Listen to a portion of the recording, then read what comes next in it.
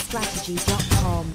Hello, this is Daniel Grady with a quick look at the markets for today, Wednesday, March 19th. We have a pretty busy day coming up, starting at 9:30 GMT when we have unemployment data coming out from the United Kingdom. Then at 11 o'clock we have mortgage application data from the United States. At 12:30 GMT we have the budget for the United Kingdom, which could generate some volatility in the pound. And then the major event of the day is at 6 o'clock GMT when we have the FOMC policy decision for the Fed.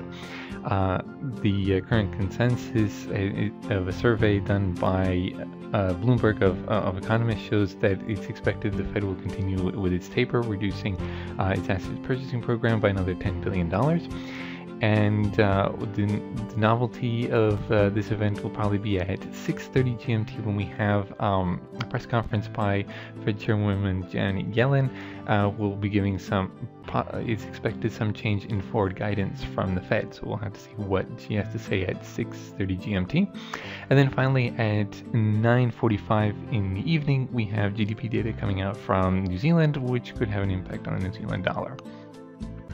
Moving over to the markets, the S&P 500 climbed 0.7% yesterday with risk aversion trends, with a reduction in risk aversion.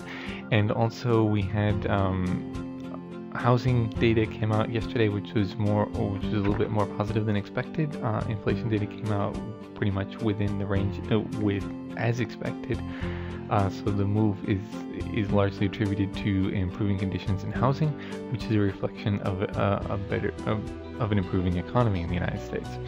The Asian session was pretty much unchanged, and which would be expected as investors wait for what we'll get out of the Fed later this afternoon.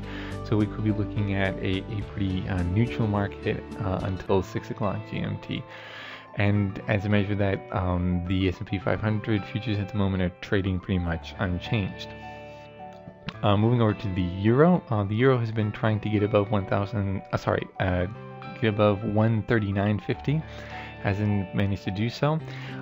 It's keeping within a range, however, of support here at 138.30 and resistance at 139.50. We don't have any major data coming out that would be expected to affect the euro, so we could see some continuing range trading for today.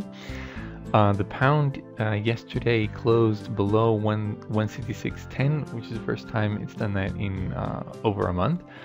But it hasn't managed to move significantly below that. We also have some important data coming out today, which could cause some volatility in the pound.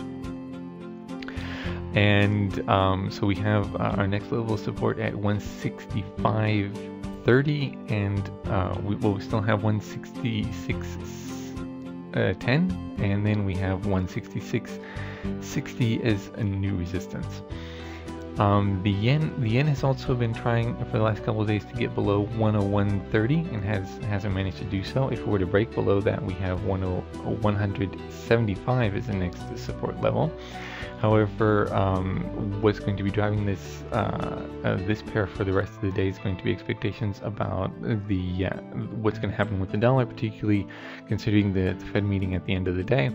And if we have anything that will show the possibility of increasing interest rates in the United States sooner than expected, that would translate into dollar strength, and we could see this pair moving higher. Above 101.30 as current support, we have resistance at 102.30. And finally, we have gold, which dropped yesterday as expected. It's come just above an important support here level at 1,350 to 1,355.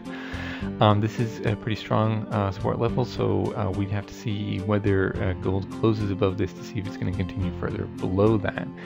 That would expose 1,337, and above that we have resistance at 1,372. And that's it for today. Thanks for watching and happy trading.